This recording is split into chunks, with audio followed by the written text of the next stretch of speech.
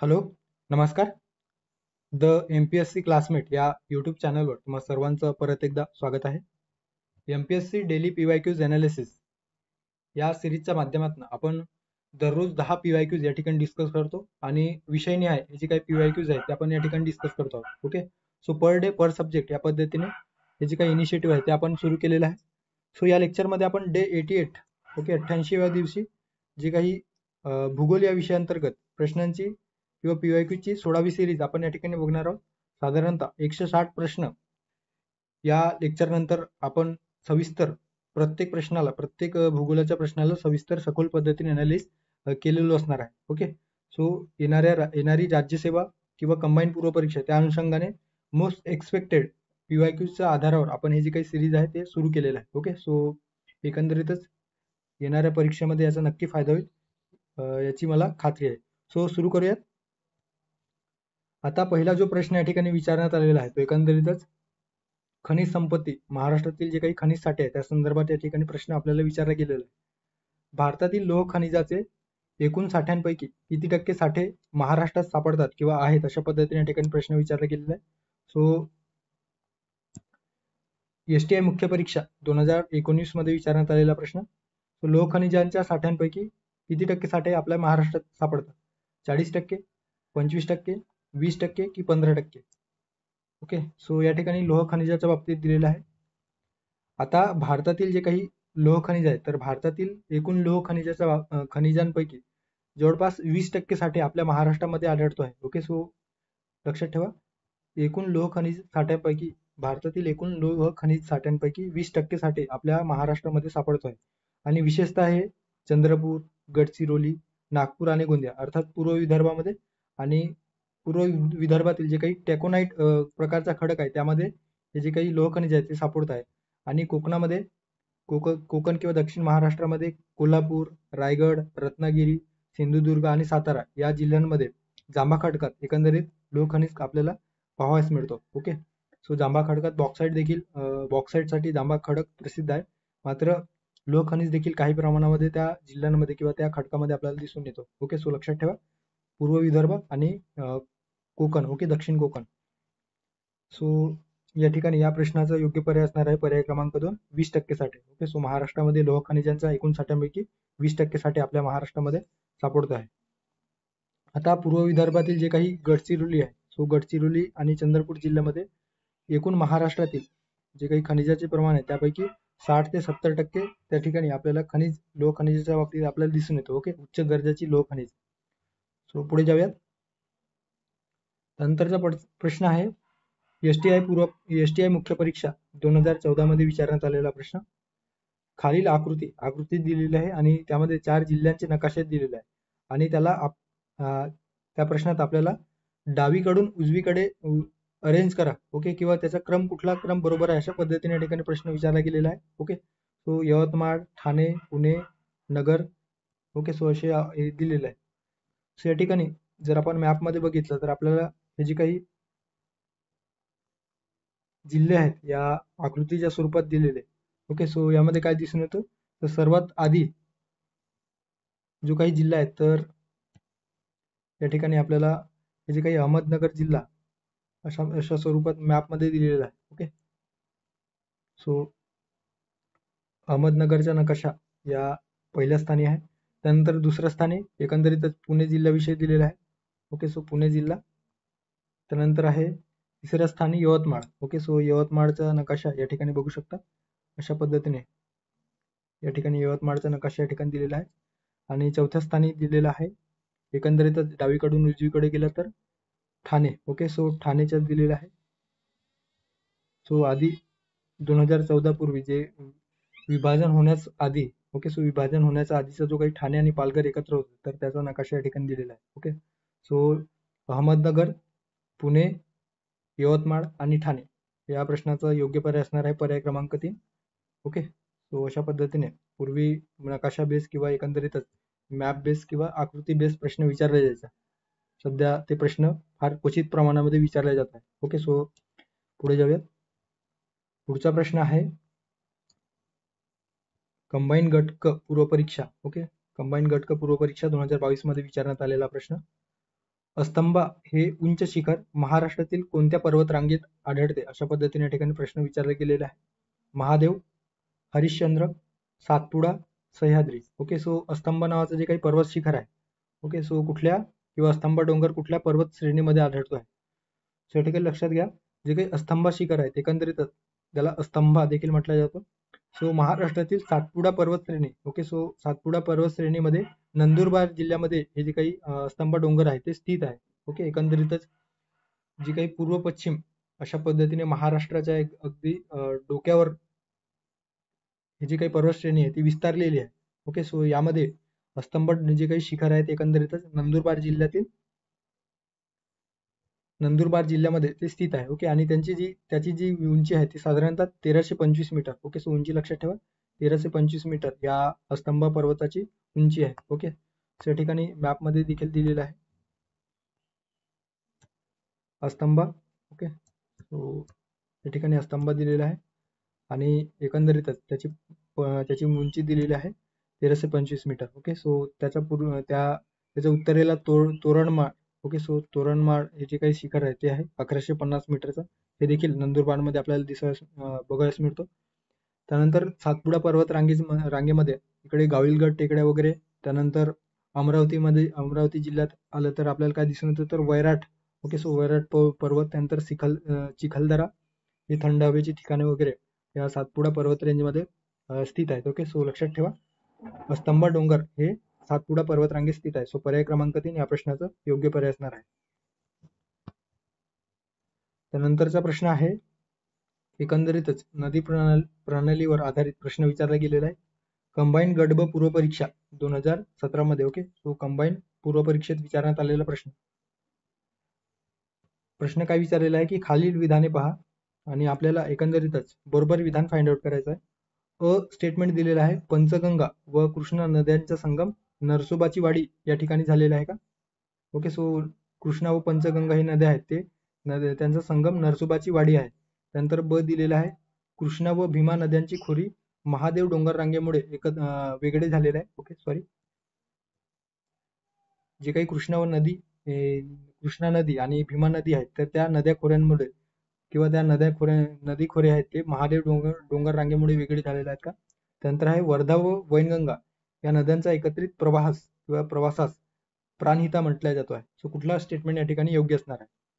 Okay, so या ठिकाणी दिल्याप्रमाणे कृष्णा नदीतील जर महाराष्ट्रातील लांबी आपण बघितलं तर साधारणतः आपल्याला 288 मीटर दिसते आणि जर एक ओव्हरऑल त्याची लांबी बघितलं तर 1400 मीटरपेक्षा जास्त आपल्याला एकंदरीत 1400 किलोमीटरपेक्षा जास्त या कृष्णा नदीची लांबी आपल्याला बघायला मिळतो. ओके, सो ही जी काही नदी आहेत एकंदरीत सातारा, सांगली, कोल्हापूर या 3 जिल्ह्यातून, ओके, सो महाराष्ट्रातील सातारा, सांगली, कोल्हापूर या 3 जिल्ह्यातून कृष्णा नदी प्रवाहित होत असते. आता कृष्णा नदीची जी काही उपनदी आहे ज्याला पंचगंगा, ओके, सो पंचगंगा ही महत्वाची उपनदी म्हणून ओळखली जाते. सो दक्षिणेकडील जी कृष्णा नदीची दक्षिणेकडून येणारी जी नदी आहे ती पंचगंगा आणि उत्तरेकडील भीमा नदी. ओके, सो पंचगंगा ज्याला 5 नद्यांचा संगम म्हटला जातो आहे त्यामध्ये भोगावती, तुळशी, कासारी, कुंभी आणि गुप्त प्रकारची जी काही सरस्वती नदी आहे, सो या 5 नद्यांचा एकत्रित प्रवाहास पंचगंगा म्हणून ओळखलं जातं. आता जे काही पंचगंगा व कृष्णा नदीचा जो संगम आहे तो एकंदरीतच नृसिंहवाडी, ओके, ज्याला नरसोबाची वाडी म्हटलं गेलेलं आहे. सो इचलकरंजी व कोल्हापूर ही जी काही शहरे आहेत तर या पंचगंगा नदीवर वसलेली आहे आणि या पंचगंगा नदी ही नरसोबाची वाडी येथे कृष्णा नदीला उजव्या काठावर जाऊन मिळते. ओके, सो स्टेटमेंट या ठिकाणी दिलेलं होतं की पंचगंगा व कृष्णा नद्यांचा संगम नरसोबाची वाडी जवळ होतो का? तर नक्कीच स्टेटमेंट या ठिकाणी बरोबर असणार आहे. कृष्णा व भीमा या नद्यांचा जे काही खोरे आहेत ते महादेव डोंगर रांगेमुळे वेगळे झालेले आहेत का? सो या ठिकाणी मॅपमध्ये दिलेलं आहे. ही जी काही भीमा नदी आहेत, ओके, सो भीमा आणि कृष्णा, ओके, सो भीमा आणि कृष्णाबद्दल विचारलेलं आहे. सो या ठिकाणी भीमा आणि ही जी काही नदी आहे एकंदरीत कृष्णा नदी आपल्याला दिसून येतो आहे. ओके, सो कृष्णा नदी आणि भीमा नदी या दोन्हींच्या दरम्यान एकंदरीतच आपल्याला महादेव डोंगर रांग आपल्याला दिसून येतो. त्यामुळे ब जे स्टेटमेंट आहे ते देखील या ठिकाणी योग्य असणार आहे. ओके, सो ब देखील या ठिकाणी योग्य असणार आहे. त्यानंतर आहे वर्धा व वैनगंगा या नद्यांचा एकत्रित प्रवाहास प्राणहिता नदी म्हटला जातो का? तर नक्कीच जी काही प्राणहिता नदी आहे ती एकंदरीतच गोदावरीची एक महत्वाची नदी, महत्वाची उपनदी म्हणून त्या नदीकडे बघितलं जातो. ओके, सो एक महत्वाची उपनदी आहे आणि एकंदरीतच तिचा जो काही उगम आहे अर्थात वैनगंगा आणि वर्धा नद्यांचा संगमापासून ही जी काही प्राणहिता नदी आहे ती पुढे प्रवाहित होत असते. ओके, सो थोडक्यात काय तर वर्धा वैनगंगा आणि वैनगंगा जी काही वर्धा नदी किंवा पैनगंगा जी नदी आहे ती एकत्रित आल्याच्या नंतर गडचिरोलीतील चपराळा या ठिकाणी ती एकत्रित संगम किंवा त्या नद्यांचा संगम होतो आणि पुढे ती प्राणहिता या नदीने प्रवास करतात. ओके, सो त्यानंतर ती गोदावरीला येऊन मिळते.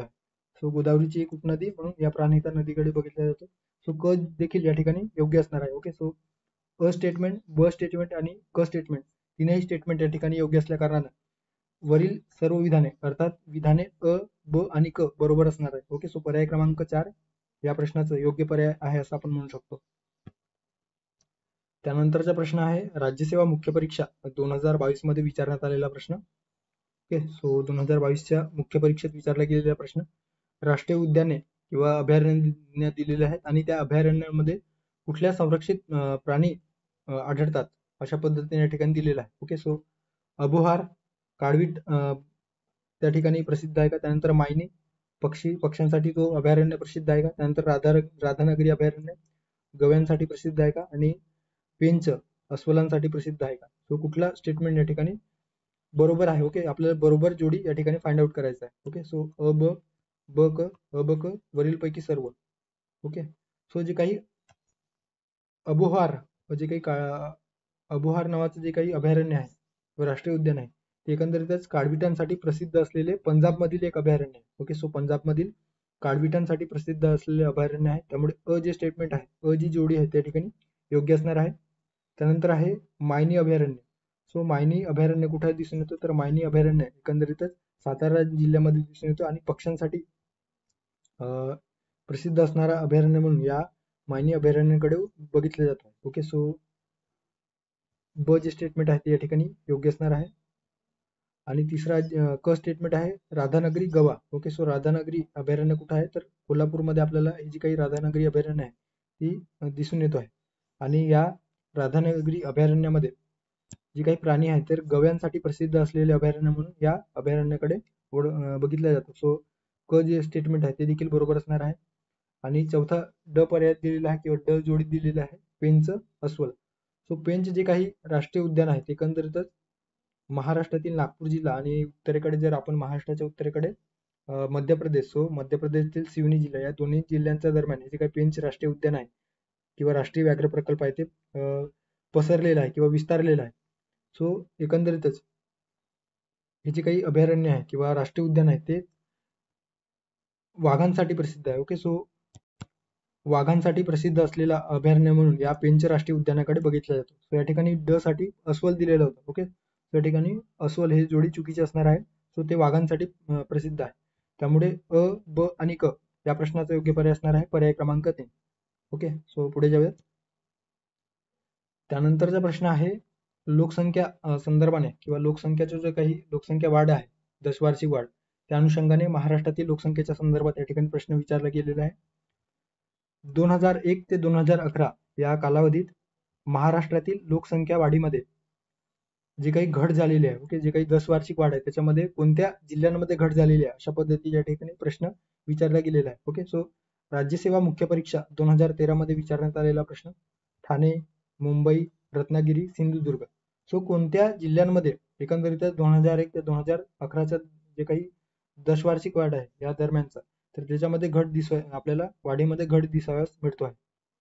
सो जे काही 10 वार्षिक वाढ आहे तर 10 वार्षिक वाढ महाराष्ट्राच्या संदर्भात या ठिकाणी दिलेला आहे.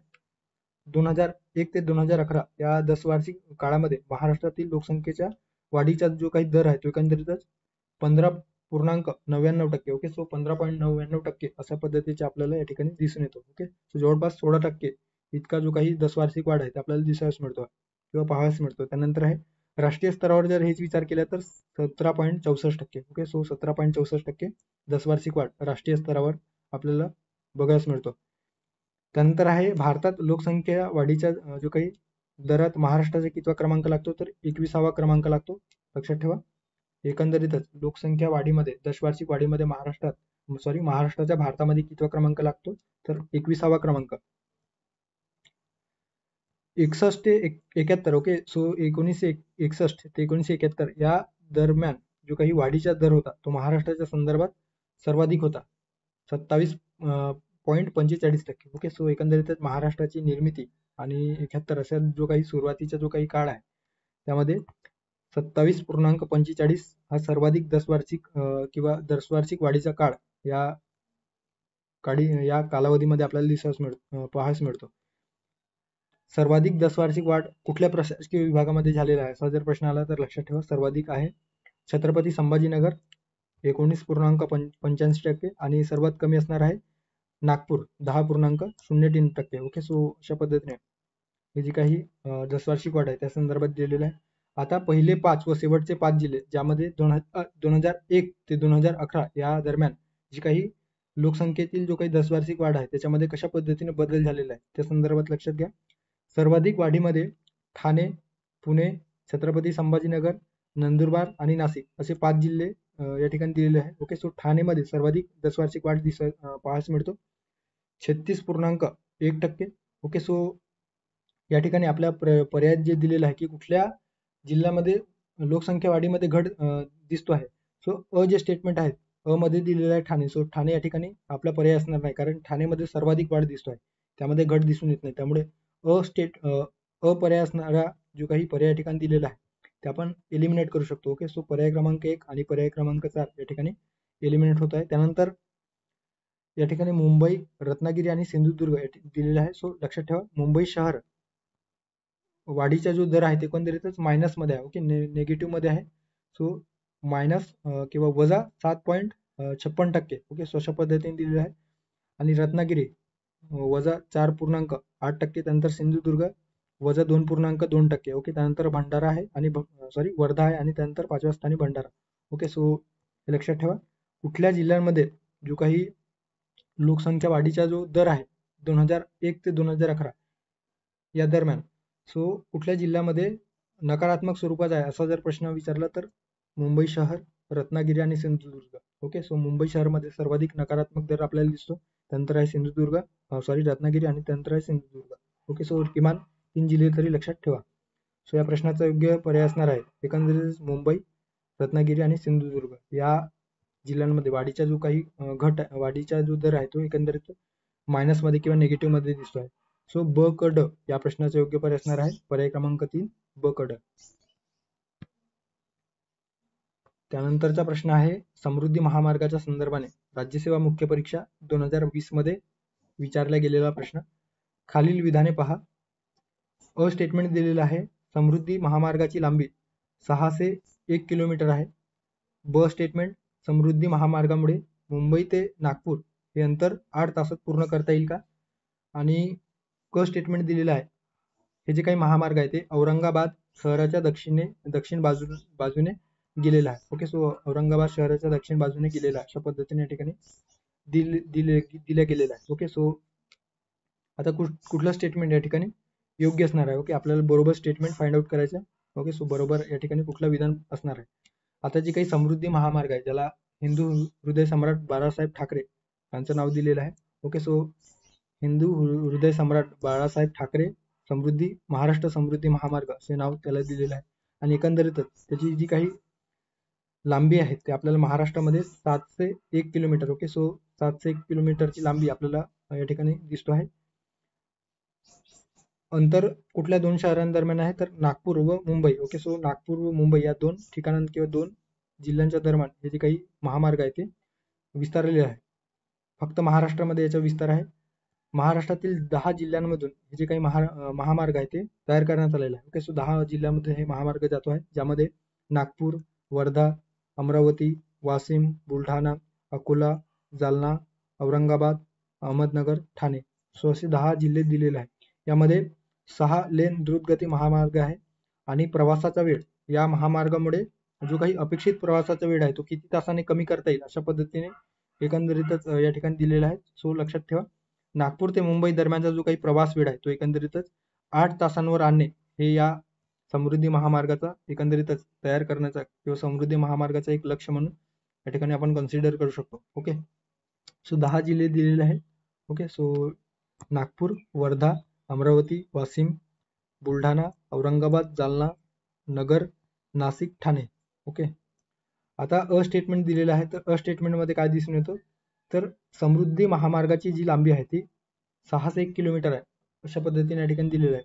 तर ॲक्च्युअलमध्ये जी काही समृद्धी महामार्गाची लांबी आहे ती 701 किलोमीटर आहे. त्यामुळे अ जे स्टेटमेंट आहे ते या ठिकाणी चुकीचे असणार आहे. ओके, आता काही ठिकाणी काही बुक्समध्ये 710 देखील दिलेलं आहे. ओके, मात्र ॲक्च्युअल जी काही समृद्धी महामार्गासाठी जी काही वेबसाईट किंवा एकंदरीतच नॅशनल हायवेची जी काही वेबसाईट आहे त्यामध्ये याची लांबी 701 किलोमीटर दिलेलं आहे. ओके, सो 701 किलोमीटर लक्षात ठेवा. सो अ स्टेटमेंट या ठिकाणी चुकीचे असणार आहे. त्यामुळे अ असणारा पर्याय आहे पर्याय क्रमांक 3 आणि 4 हे दोन्ही पर्याय आपण एलिमिनेट करू शकतो. त्यानंतर आहे ब स्टेटमेंट. समृद्धी महामार्गामुळे मुंबई ते नागपूर हे अंतर 8 तासात पूर्ण करता येईल का? आणि क स्टेटमेंट आहे हा महामार्ग औरंगाबाद शहराच्या दक्षिण बाजूने गेलेला आहे. ओके, सो क जे स्टेटमेंट आहे त्या ठिकाणी चुकीचे असणार आहे. ॲक्च्युअलमध्ये औरंगाबाद शहरामधून हा जो काही महामार्ग आहे तो गेलेला आहे. ओके, सो क जे स्टेटमेंट आहे ते या ठिकाणी चुकीचे असणार आहे.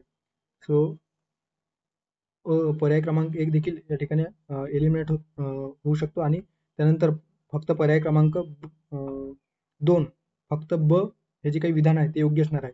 सो पर्याय क्रमांक 2 या प्रश्नाचं योग्य पर्याय आहे असं आपण म्हणू शकतो. ओके, सो अशा पद्धतीने या ठिकाणी समृद्धी महामार्गाच्या संदर्भाने प्रश्न विचारला गेलेला होता.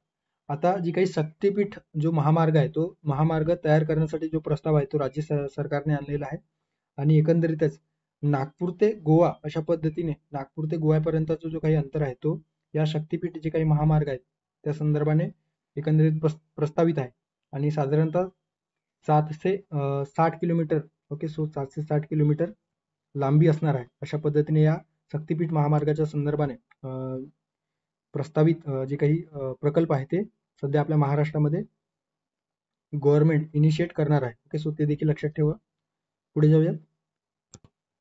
त्यानंतरचा प्रश्न आहे वनसेवा मुख्य परीक्षा 2019 मध्ये विचारण्यात आलेला प्रश्न. खालीलपैकी भारतातील सर्वात लहान जिल्हा कोणता अशा पद्धतीने या ठिकाणी प्रश्न विचारण्यात आलेला आहे. मध्य दिल्ली, माहे, लक्षद्वीप, यान. ओके, सो कुठला जिल्हा हा भारतातील सर्वात लहान जिल्हा म्हणून ओळखला जातो. ओके, सो या ठिकाणी लहान आणि मोठे अशा पद्धतीचे या ठिकाणी दिलेलं आहे. एकंदरीत लोकसंख्येच्या बाबतीत आणि क्षेत्रफळाच्या बाबतीत देखील या ठिकाणी इन्फॉर्मेशन दिलेलं आहे. ओके, सो भारतातील सर्वात लहान आणि सर्वात मोठे जिल्हे एकंदरीत लोकसंख्या आणि क्षेत्रफळांचं लोकसंख्येच्या दृष्टीने जर विचारात घेतलं तर सर्वात लहान जिल्हा कुठला आहे तर लक्षद्वीप. ओके, सो लक्षद्वीप हे जे काही जिल्हा आहे तो एकंदरीतच लोकसंख्येच्या बाबतीत सर्वात लहान जिल्हा म्हणून या लक्षद्वीपकडे बघितलं जातं. ओके, सो एकंदरीत याची जी काही लोकसंख्या आहे ती सुमारे 68,000. ओके, 68,000 लोकसंख्या या लक्षद्वीपच्या बाबतीत बोलल्या जातो आणि क्षेत्रफळाच्या बाबतीत विचारात घेतलं तर 32 चौरस किलोमीटर एकंदरीत क्षेत्रफळ आपल्याला दिसतो आहे. त्यानंतर सर्वात मोठा जिल्हा लोकसंख्येच्या बाबतीत सो विभाजनापूर्वी जे काही ठाणे आणि पालघर एकत्रित होतं तर त्या विभाजनाच्या आधीचे जो काही 2011च्या जनगणनेनुसार भारतातील सर्वात मोठा लोकसंख्येच्या बाबतीत सर्वात मोठा जिल्हा म्हणून या ठाणे आपल्या महाराष्ट्रातील ठाणे या जिल्ह्याकडे बघितला जातो. ओके, सो जवळपास 1 कोटीच्या आसपास या एकंदरीतच या जिल्ह्याची लोकसंख्या 2011 नुसार आपल्याला दिसून येतो आहे. ओके, त्यानंतर आहे क्षेत्रफळाच्या दृष्टीने जर आपण विचारात घेतलं तर क्षेत्रफळाच्या दृष्टीने सर्वात लहान जिल्हा कुठला तर भारतातील सर्वात लहान जिल्हा असणार आहे माहे. ओके, जी काही पांडिचेरी आहे सो या पांडिचेरी केंद्रशासित प्रदेशातील माहे हे जे काही जिल्हा आहे ते भारतातील सर्वात लहान जिल्हा म्हणून या माहे जिल्ह्याकडे बघितला जातो आहे. सो एकंदरीत क्षेत्रफळ किती आहे तर 9 चौरस किलोमीटर. ओके, सो 9 चौरस किलोमीटर क्षेत्रफळामध्ये हे विस्तारलेलं आहे. ओके, सो आणि सर्वात मोठा जिल्हा जर विचारात घेतला तर कच्छ. ओके, सो कच्छ गुजरात याची जी काही क्षेत्रफळ आहे ते एकंदरीत 45,674 चौरस किलोमीटर क्षेत्रफळामध्ये कच्छ जो जिल्हा आहे तो विस्तारलेला आहे. ओके, सो या ठिकाणी आपल्याला सर्वात लहान जिल्हा विचारलेला होता. सो सर्वात लहान जिल्हा असणार आहे पर्याय क्रमांक 2 माहे.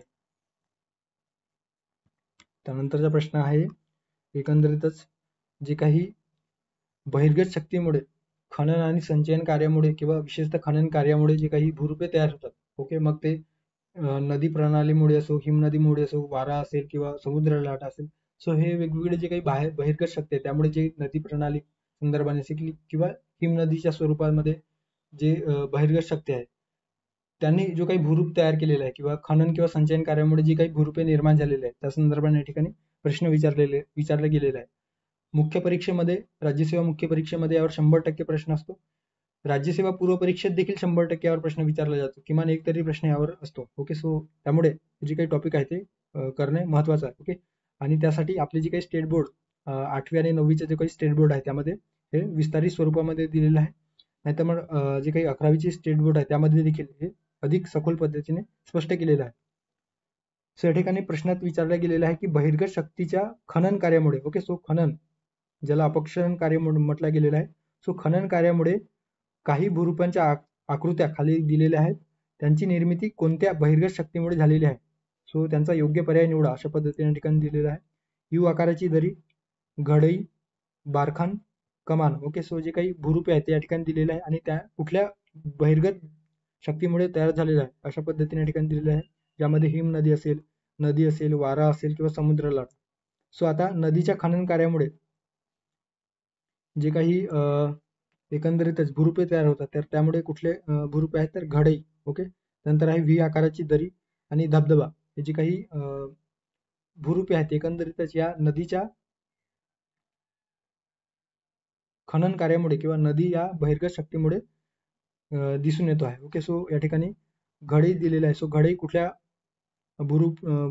बहिर्गत शक्तीचा परिणाम आहे तर नदी. सो या ठिकाणी घडईसाठी नदी कुठल्या पर्याय दिलेला आहे, सो पर्याय क्रमांक 2 मध्ये दिलेला आहे, त्यामुळे पर्याय क्रमांक 2 या प्रश्नाचा योग्य पर्याय असणार आहे. त्यानंतर आहे यू आकाराची दरी या ठिकाणी दिलेला आहे. सो यू आकाराची दरी कुठल्या बहिर्गत शक्तीमुळे दिसून येतो तर हिमनदी. ओके, सो हिमनदी या बहिर्गत शक्तीमुळे हिमगवर, ओके, सो हिमगवर असेल. त्यानंतर आहे गिरीशृंग, यू आकाराची दरी, लोमती दरी किंवा मेषशिला ही जी काही भूरूपे आहेत ते या हिमनदीच्या खनन कार्यामुळे आपल्याला ही भूरूपे पाहायला मिळतात. सो हिमनदीसाठी जी काही यू आकाराची दरीसाठी कुठला रिस्पॉन्सिबल घटक कारणीभूत असणार आहे, सो हिमनदी. ओके, सो त्यानंतर घडईसाठी नदी. नंतर आहे बारखानसाठी जो काही कुठला बहिर्गत शक्ती कारणीभूत असणार आहे तर वारा. ओके, सो वाऱ्याच्या खनन कार्यामुळे आपल्याला एकंदरीत भूछत्र खडक, अपक्षरण खडगे आणि यारदांग, सो जे काही भूछत्र खडक आहे, ओके, सो अपक्षरण खडगे आणि यारदांग. सो यारदांग जो प्रकार आहे तो एकंदरीत अशा पद्धतीने जो काही दगडावरचा किंवा एकंदरीत जो काही टणक भाग आहे तो वाऱ्यामुळे त्या ठिकाणी त्याचे कण आहे ते बाहेर काढलेले असतात. एकंदरीत जो कण आहे तो त्या ठिकाणी त्या कणांची किंवा त्या दगडाची झीज झालेली असते. ओके, सो त्यालाच बारखान म्हटलं गेलेलं आहे. तो एकंदरीतच वाऱ्याच्या खनन कार्यामुळे दिसून येतो. त्यानंतर भूछत्र खडके, ओके, सो भूछत्राप्रमाणे अशा पद्धतीने ते खडके तयार झालेले असतात, त्याला भूछत्र खडके म्हटलं गेलेलं आहे. अपक्षरण खडके, सो याला अपक्षरण खडके म्हटलं जातो. आणि यारदांग, ओके. त्यानंतर आहे हिमनदी आपण आताच बघितलं, यू आकाराची दरी असेल, हिमगवर असेल, गिरीशृंग असेल, गोमती दरी, मेषशिला जी काही भूरूपे आहेत तर या हिमनदीमुळे तयार होतात. आणि कमान, सो कमान लक्षात ठेवा, सागरी कमान म्हटलं जातो आहे. सो सागरी लाटामुळे जे काही भूरूपे तयार होतात, ओके, सो त्यामध्ये तंगघर्षित मंच, सागरी गुहा, सागरी कडा, सागरी कमान, सागरी स्तंभ, ओके, सो अशा पद्धतीचे जे काही भूरूपे आहेत तर या सागरी लाटांच्या खनन कार्यामुळे आपल्याला पाहायला मिळतो. ओके, सो या ठिकाणी कमान हे जे काही भूरूपे आहेत एकंदरीत समुद्र लाटामुळे तयार झालेले भूरूपे आहेत. सो पर्याय क्रमांक 2 या ठिकाणी योग्य पर्याय असणार आहे. यू आकाराची दरी तयार होण्यासाठी हिमनदी जी काही बहिर्गत शक्ती आहे ती कारणीभूत आहे. त्यानंतर घडईसाठी नदी, बारखानसाठी वारा आणि कमान, सागरी कमान, सो समुद्र लाटा. सो पर्याय क्रमांक 2 या प्रश्नाचा योग्य पर्याय असणार आहे. त्यानंतरचा या व्हिडिओतील किंवा या लेक्चरमधील शेवटचा प्रश्न असणार आहे. आणि एकंदरीतच ग्रहीय वारे, ओके, सो ग्रहीय वारे संदर्भात या ठिकाणी प्रश्न विचारला गेलेला आहे. उपउष्ण, ओके, सो उपउष्ण लक्षात घ्या, उपउष्ण कटिबंधीय जास्त वायुभार प्रदेशाकडून उष्ण कटिबंधीय कमी वायुभाराच्या प्रदेशाकडे कोणते गृहीय वारे वाहतात अशा पद्धतीने या ठिकाणी प्रश्न विचारला गेलेला आहे. ओके, सो जे काही उष्णकटिबंधीय जो काही हाय प्रेशर बेल्ट आहे तर हाय प्रेशर बेल्ट कडून उष्णकटिबंधीय लो प्रेशर बेल्टकडे जे काही वारे वाहतात त्याला कोणते गृहीय वारे म्हटलं जातो. ओके, सो ते गृहीय वाऱ्याचे वेगवेगळे प्रकार आहेत. गृह वारे किंवा ग्रहीय वारे देखील म्हटलं जातो. तर त्याचे वेगवेगळे प्रकार आहेत. सो त्याला कुठल्या नावाने संबोधलं जातं. ओके, सो तत्पूर्वी आपण या ठिकाणी ग्रहीय वारे या संदर्भात बघणार आहोत. सो ग्रहीय वारे म्हणजे काय, तर पृथ्वीच्या जास्त दाबाच्या जे काही पट्ट्यांकडून कमी दाबाच्या पट्ट्यांकडे वर्षभर आणि नियमित स्वरूपामध्ये जे काही वारे वाहत असतात आणि यांचं जे काही वाऱ्याचा जो काही वाहनाचा जो काही क्षेत्र आहे तो एकंदरीत विस्तीर्ण प्रकारचा आपल्याला दिसून येतो. ओके, सो यालाच ग्रहीय वारे म्हटलं गेलेलं आहे. यामध्ये पूर्वीय वारे, पश्चिमी वारे आणि ध्रुवीय वारे. ओके, सो या ठिकाणी या आकृतीमध्ये किंवा या इमेजमध्ये दिलेलं आहे. विषुववृत्तीय कमी दाबाचा पट्टा, मध्य अक्षवृत्तीय जास्त दाबाचा पट्टा, ज्याला उष्णकटिबंधीय जास्त दाबाचा पट्टा म्हटलं गेलेला आहे. नंतर उपध्रुवीय कमी दाबाचा पट्टा आणि ध्रुवीय जास्त दाबाचा पट्टा. अशा पद्धतीने मध्य अक्षवृत्तीय जास्त दाबाच्या पट्ट्याकडून विषुववृत्तीय कमी दाबाच्या पट्ट्याकडे, अर्थात उष्णकटिबंधीय जास्त दाबाच्या पट्ट्याकडून विषुववृत्तीय जो भाग आहे त्यालाच उष्णकटिबंधीय कमी दाबाच्या पट्ट्याकडे जो काही वाऱ्यांचा जो कुठला वारे वाहत असतात, तर पूर्वीय वारे. आता या पूर्वीय वाऱ्यांनाच व्यापारी वारे देखील म्हटलं जातं. का म्हटलं जातं हे आपण बघणार आहोत. त्यानंतर आहे मध्य अक्षवृत्तीय जास्त दाबाच्या पट्ट्याकडून उपध्रुवीय कमी दाबाच्या पट्ट्याकडे, म्हणजे वरच्या दिशेने जे काही वारे वाहतात. ओके, उत्तर गोलार्धामध्ये मध्य अक्षवृत्तीय जास्त दाबाच्या पट्ट्याकडून उपध्रुवीय कमी दाबाच्या पट्ट्याकडे जे काही वारे वाहतात तर त्यांना पश्चिमी वारे म्हटलं गेलेलं आहे. कारण त्याची एकंदरीत वाहनाची दिशा जी आहे ती पश्चिमेकडून पूर्वेकडे अशा पद्धतीने आपल्याला दिसून येतो, त्यामुळे त्याला पश्चिमी वारे. आणि त्यानंतर उत्तर गोलार्धामध्ये जे काही ध्रुवीय जास्त दाबाच्या पट्ट्याकडून जे काही उपध्रुवीय कमी दाबाच्या पट्ट्याकडे जे काही वारे वाहतात त्याला ध्रुवीय वारे म्हटलं गेलेलं आहे. ओके, सो या ठिकाणी लक्षात ठेवा. आता पूर्वीय वाऱ्यांचा जो काही वाहनाची दिशा आहे एकंदरीतच ईशान्य ते नैऋत्य अशा पद्धतीने वाहतो उत्तर गोलार्धामध्ये. ओके, जे काही पूर्वीय वारे आहेत ते उत्तर गोलार्धामध्ये ईशान्य ते नैऋत्य आणि दक्षिण गोलार्धामध्ये तेच वारे पूर्वीय वारे एकंदरीतच आग्नेय ते वायव्य. ओके, सो आग्नेय ते वायव्य अशा पद्धतीने वाहत असतात. ओके, सो या ठिकाणी त्या संदर्भात इन्फॉर्मेशन दिलेलं आहे, तुम्ही नक्की वाचा.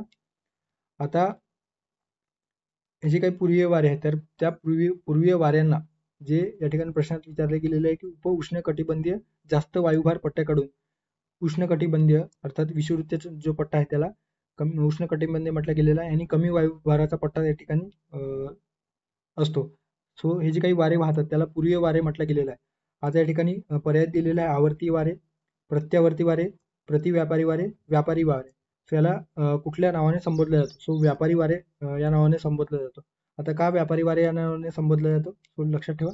जे काही पृथ्वीच्या विषुववृत्तीय प्रदेशात पूर्वेकडून पश्चिमेकडे जे काही वारे वाहणारे वारे आहेत. ओके, एकंदरीत पूर्वेकडून पश्चिमेकडे जे काही वारे वाहतात सो यांना व्यापारी वारे म्हणतात. कारण काय आहे तर 15व्या आणि 19व्या शतकांच्या दरम्यान, जे काही 15वे शतक ते 19व्या शतकांच्या दरम्यान वाऱ्यांचा वापर करून जी काही व्यापारी जहाजे आहेत ते अटलांटिक महासागरावर किंवा अटलांटिक महासागर पार करत असतात. ओके, एकंदरीतच जो काही वाऱ्याची जी काही वाहणारी दिशा आहे तर त्या दिशांचा वापर करून कुठल्या दिशेने अटलांटिक महासागर आहे ते ओलांडला जाऊ शकतो याचा एकंदरीतच मागोवा घेऊन ते जे काही शिप्स आहेत ते प्रवाहित होत असत किंवा एकंदरीत त्यांचा प्रवास होत असेल. सो त्याला आणि त्यासाठी म्हणून याला व्यापारी दृष्ट्याने महत्वाचे असणारे वारे किंवा व्यापारीसाठी अत्यंत महत्वाचे व्यापारी म्हणून संबोधले गेलेले आहे आणि म्हणूनच या पूर्वीय वाऱ्यांना व्यापारी वारे म्हटले गेलेले आहे. सो या प्रश्नाचा योग्य पर्याय असणार आहे पर्याय क्रमांक 4 व्यापारी वारे. ओके, सो अशा पद्धतीने आपण आयोगाने आतापर्यंत वेगवेगळ्या परीक्षांमध्ये जे काही प्रश्न विचारले गेलेले होते भूगोल संदर्भात ते बघितलेलं आहे. सो 16वी सिरीज आपण बघितलेलं आहे, म्हणजे जवळपास 160 PYQs या ठिकाणी सविस्तर आतापर्यंत डिस्कस केलेलं आहे. तुम्ही जर हे लेक्चर सिरीज बघितलेलं नसेल तर सुरुवातीपासून डे वन पासून बघा, नक्कीच त्याचा फायदा तुम्हाला येणार आहे. कंबाईन पूर्वपरीक्षा असेल किंवा राज्यसेवा पूर्वपरीक्षा असेल आणि इतर जे काही मुख्य परीक्षा आहे त्यावर नक्की होणार आहे. ओके, सो थांबूया या ठिकाणी, भेटूया पुढच्या व्हिडिओमध्ये. थँक्यू, धन्यवाद.